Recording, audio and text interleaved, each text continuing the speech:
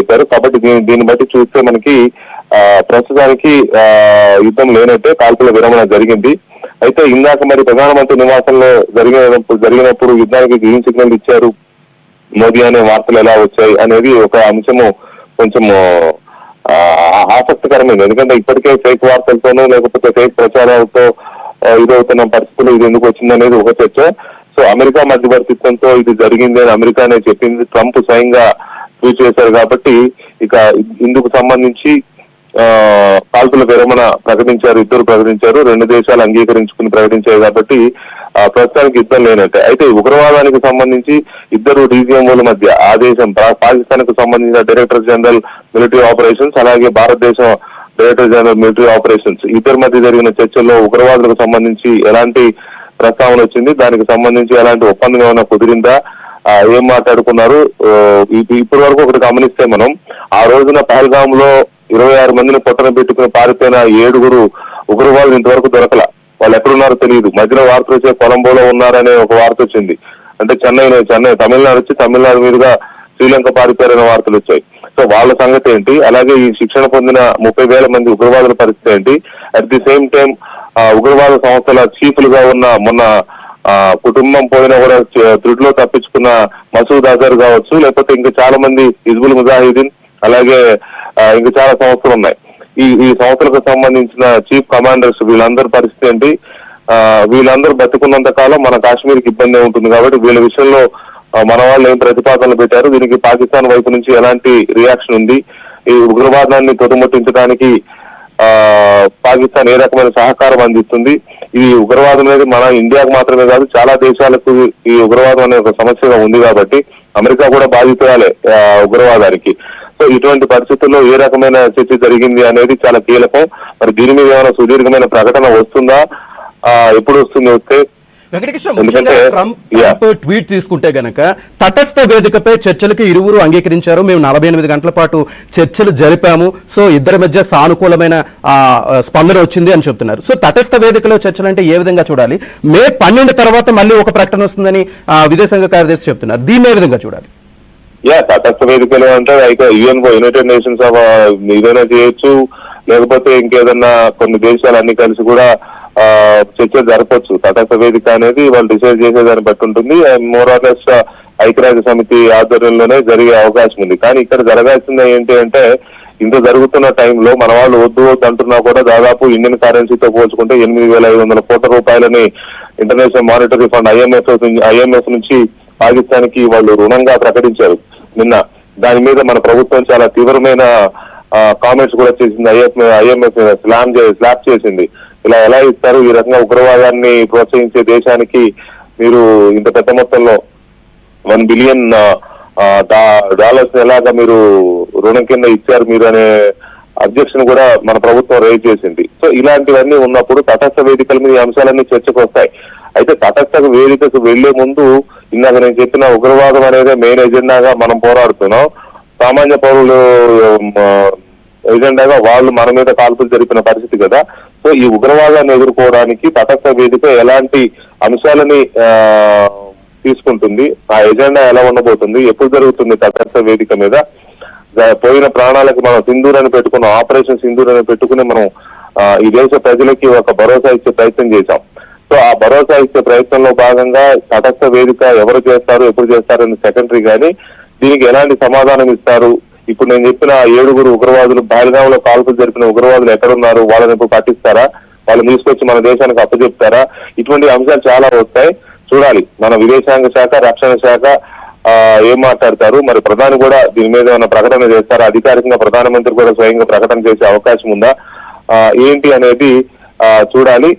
తటస్థ వేదిక మీద ఎప్పుడు చర్చలు ఉంటాయనేది కూడా అది ప్రభుత్వం, 2 ప్రభుత్వాలు, ఆ వేదిక నిర్వహించే వాళ్ళు, ఇవన్నీ చాలా పెద్ద చర్చ. విదేశాంగ మిలిటరీ జనరల్స్ ఇద్దరితో కూడా చర్చలు చేస్తామని చెప్తున్నారు కదా, విక్రమ్ మిశ్రీ కూడా అదే కదా ఇప్పుడు స్టేట్మెంట్ ఇచ్చింది. అవును, అదే డిప్యూటీ డైరెక్టర్ జనరల్స్ తో చర్చలు జరుపుతారు. ఇప్పుడు ఆల్రెడీ మాట్లాడుకున్న తర్వాతనే కాల్పుల విరమణ ప్రకటించారు. కానీ తటస్థ వేదిక మీద వీళ్ళిద్దరే కూర్చుంటే సరిపోదు కదా, ప్రభుత్వాల కార్యదర్శులు ఉన్నత స్థాయిలో జరగాల్సిన చర్చలు అవి ఉన్నత స్థాయిలో జరిగితేనే. ఎందుకంటే మన వైపు నుంచి చాలా పెద్ద డిమాండ్స్ ఉంటాయి. పాకిస్తాన్ మనకి ఎప్పుడు కూడా ఒక తలనొప్పిలాగా తయారవుతుంది. కాబట్టి ఉగ్రవాదం ఒకటి, పిఓకే పేరుతో వాళ్ళు మన భూభాగం మీద వాళ్ళు చేసే అరాచక కార్యక్రమాలు కానీ మన ఎజెండా పెద్దగా ఉంటుంది తటస్థ వేదిక మీద కూర్చున్నప్పుడు. అది విదేశాంగ శాఖ దాన్ని చాలా కీలకంగా డీల్ చేస్తుందని అనుకుంటాను నేనైతే. సో ఆ డీల్ చేసినప్పుడు మరి అక్కడ ఎలాంటి ఇది వస్తుందో తెలియదు. కానీ ఒకటి గుడ్ థింగ్ ఏంటంటే ప్రస్తుతానికి కాల్పుల విరమణ జరిగింది కాబట్టి యుద్ధం అనేది ప్రస్తుతానికి ఆగినట్టే కాదు ఆగింది. కాకపోతే నెక్స్ట్ స్టెప్స్ ఎలా ఉండబోతున్నాయి, దౌత్య సంబంధాల ద్వారా పాకిస్తాన్ ఎలా కంట్రోల్ చేస్తారు, పాకిస్తాన్ లో ఐఎస్ఐ ప్రేరేపిత ఉగ్రవాదులు ఎలా కంట్రోల్ చేస్తారు, అలాగే ఐఎస్ఐ చేస్తున్న కార్యకలాపాల మీద మన దగ్గర ఉన్న ప్రూఫ్స్ ఏంటి, వీటిని తటస్థ వేదిక కావచ్చు ఇంకొకటి కావచ్చు ఎవరైనా దాన్ని ఎలా కంట్రోల్ చేస్తారు, ఇలాంటి అంశాలన్నీ కూడా తర్వాత చర్చల్లో వస్తాయి. గుడ్ థింగ్ ఏంటంటే యుద్ధం ఆగింది అనుకుందాం మనం, ఎందుకంటే మళ్ళీ చీకటి పడితే ప్రేతాత్మలు లేగుతాయి నిన్న మొన్న లేచినట్టు. మరి దాన్ని లేవలే, ఇంత జరిగిన తర్వాత లేచే అవకాశాలు లేవు. కానీ యుద్ధం ఆగిందనే ఒక సంతోషకరమైన వార్త ట్రంప్ నోటి నుంచి వచ్చింది, మన వాళ్ళు అంగీకరించారు, మన వాళ్ళు చెప్పారు. చూడాలి నెక్స్ట్ ఏం జరగబోతుంది అనేది మాత్రం కొంత ఇంట్రెస్టింగ్ పాయింట్స్ ఉంటాయి దౌత్యపరంగా. అంటే ట్రంప్ నేతృత్వం వల్లే యుద్ధం ఆగిందని మనం అనుకోవాలా? ఎందుకంటే ఓ పక్క నుంచి చైనా వీళ్ళకి సపోర్ట్ చేస్తున్న పరిస్థితి కనిపిస్తోంది. వీటన్నిటిని చూస్తుంటే ఏ విధంగా చూడాలంటారు మొత్తంగా? అంటే ట్రంప్ అంటే దేశమే కదా, అమెరికా మధ్యవర్తిత్వంతోనే జరిగింది అనేది. అమెరికా అంటే ట్రంపే అంటాం. ఇప్పుడు భారతదేశం ఏం చేసినా కూడా మన ప్రధాని మోదీ అని మనం ఎట్లా అనుకుంటామో, at the same time America వైపు నుంచి జరిగిన మధ్యవర్తిత్వం వాళ్ళ కార్యదర్శి రుబేరో చేసిన చర్చలు ఇవన్నీ కూడా రుబేరో చేశారంటే ట్రంప్ వైట్ హౌస్ నేతృత్వంలోనే జరుగుతాయి ఏ నిర్ణయం జరిగినా. White house nothing but America అధ్యక్షుడు అక్కడ సర్వాధికారి కాబట్టి ట్రంప్ నేతృత్వంలో జరిగింది ఈ మధ్యవర్తిత్వం అనుకోవచ్చు. అయితే ఇప్పుడు మనకు అందుతున్నది ఏంటంటే ఎల్లుండే చర్చలు అంటున్నారు. రెండు దేశాల డీజీఎంఓల మధ్య ఎల్లుండే చర్చలు అంటున్నారు. ఆ చర్చలు ఎక్కడ చేస్తారు అనేది ఒకటి. తర్వాత కాల్పుల విరమణ ప్రతిపాదన ఫస్ట్ పాకిస్తాన్ వైపు నుంచే వచ్చిందని కూడా చెప్పారు. ఎందుకంటే నేను నాకు చెప్పాను కదా, మధ్యాహ్నం మేము శాంతి చర్చలకు సిద్ధంగా ఉన్నామని పాకిస్తాన్ ఒక ప్రకటన చేసింది. అప్పటికే వాళ్ళు ఒక రకంగా కాలబేరానికి వచ్చారని అనుకోవచ్చు మనం. ఎందుకంటే వాళ్ళకి అర్థమైంది, విషయం అర్థమైంది, సిచ్యువేషన్ అర్థమైంది, సీరియస్నెస్ అర్థమైంది. ఎన్ని డ్రోన్లు వదిలినా ఎన్ని మిజైల్స్ వదిలినా కూడా ఒకటి కూడా నేలను తాకట్లేదు అంటే ఇంకా సిచ్యువేషన్ మన చేతుల్లో ఉండదనే విషయం అర్థమయ్యే వాళ్ళు మధ్యాహ్నం అమెరికా రక్షణ కార్యదర్శి రుబేరో ఒక ప్రతిపాదన పెట్టినప్పుడు వాళ్ళు వెంటనే వెనక్కి తగ్గి అప్పుడే ఒక ప్రకటన చేశారు, మేము శాంతి చర్చలకు సిద్ధంగా ఉన్నామని. అప్పటి నుంచి ఈ ప్రాసెస్ స్టార్ట్ అయింది. 3:30కి ఇద్దరు డీజీఎంఓలు మాట్లాడుకున్నారు. ఆ డీజీఎంఓలు మాట్లాడుకున్న తర్వాత ఎల్లుండి ఇన్ డీటెయిల్ డిస్కషన్స్ ఉంటాయి. ఇన్ డీటెయిల్ డైలాగ్ అనేది ఎల్లుండి ఉంటుంది. కానీ ఇమీడియట్ గా మనం సీజ్ ఫైర్ అనేది ప్రకటించుకున్న అనే రెండు దేశాల పరస్పర అంగీకారం మేరకు అమెరికా పర్యవేక్షణలో ఇవాళ జరిగింది సీజ్ ఫైర్ అనేది.